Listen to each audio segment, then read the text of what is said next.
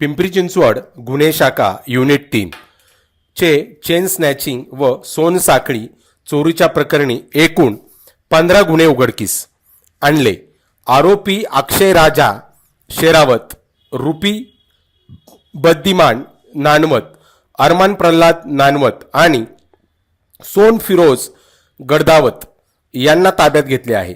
या आरोपींनी पिंपरी चिंचवड, पुणे ग्रामीण आणि अहिल्यानगर हद्दीत अनेक चैन चोरीचे गुन्हे केले असून त्यांनी 12,31,000 रुपये किमतीचे 10.3 तोळे सोन्याचे दागिने, 2 मोटारसायकली आणि इतर वस्तू चोरी केल्या.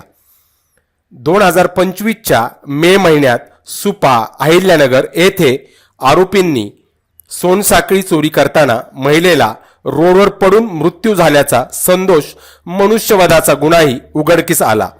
तसेच सोनं विकत घेणाऱ्या खुशाल सिंग जोत सिंग राव यालाही अटक करण्यात आली आहे.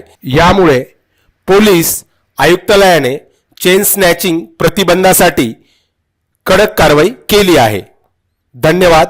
आपण पाहताय दैनिक राज्य लोकतंत्र.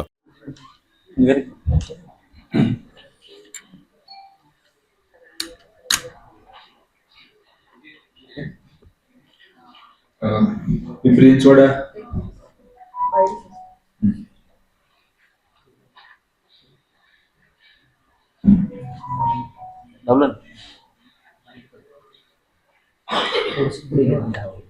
याला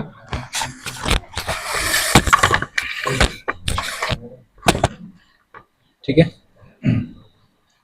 माईक मध्ये बोलायचंय का नॉर्मल बोलत?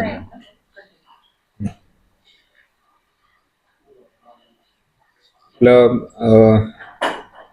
माननीय पोलीस आयुक्त पिंपरी चिंचवड श्री विनय कुमार चौबे सरांच्या मार्गदर्शनाखाली आपल्या गुन्हे शाखेचे युनिट 3चं जे पथक आहे, PI जितेंद्र कदम यांच्या पथकाने चेन चोरी करणारे जे आरोपी आहेत, 2 वेगवेगळ्या टोळ्या ज्याच्यामध्ये प्रत्येकी 2 आरोपी आहेत, यांना अटक केलेली आहे.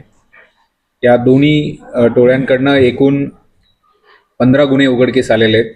त्यामध्ये 12 गुन्हे हे चेन चोरीचे आहेत आणि इतर जे गुन्हे आहेत मोटरसायकल चोरी आणि घरफोडीचे आहेत. यामध्ये पिंपरी चिंचवड पोलीस आयुक्तालयाकडील एकूण 10 गुन्हे उघडकीस आलेले आहेत आणि उर्वरित जे 5 गुन्हे आहेत ते अहिल्यानगर आणि पुणे ग्रामीणच्या हद्दीतले आहेत. त्यामध्ये अटक आरोपींकडून हे जे सोनं आहे या चोरीमधलं ते एका सोनाराला विकलं होतं. त्यांना देखील या गुन्ह्यामध्ये अटक केलेली आहे आणि एकूण 12.3 तोळे सोनं, म्हणजे 10 तोळे 30 ग्रॅम एवढं सोनं रिकवर केलं आहे आणि सोबत 2 ज्या चोरीच्या मोटरसायकल आहेत त्याही रिकवर केलेल्या आहेत. एकूण 12,31,000चा मुद्देमाल यामध्ये जप्त करण्यात आलेला आहे आणि अशा प्रकारे एकूण 5 आरोपी अटक केलेले असून सध्या ते न्यायालयीन कोठडीत आहेत. 2 आरोपी जे आहेत ते अहिल्यानगर येथील सुपा पोलीस स्टेशनच्या ताब्यात आहेत. यामधली उल्लेखनीय बाब म्हणजे अहिल्यानगर सुपा पोलीस स्टेशन या ठिकाणी आरोपींनी मोटरसायकलवरती एका महिलेची चेन स्नॅचिंग करण्याचा प्रयत्न केला होता आणि त्यामध्ये ती जी महिला आहेत त्या गाडीवरनं पडल्या आणि त्यांचा त्यामध्ये दुर्दैवी मृत्यू झाला आणि त्यावरून सदोष मनुष्यवधाचा गुन्हा सुपा पोलीस स्टेशन या ठिकाणी दाखल होता. तर तो गुन्हा देखील या आरोपींकडनं उघडकीस आलेला आहे आणि आता मग त्या आरोपींचा जो ताबा आहे तो सुपा पोलीस स्टेशनने घेतलेला आहे. ठीक आहे.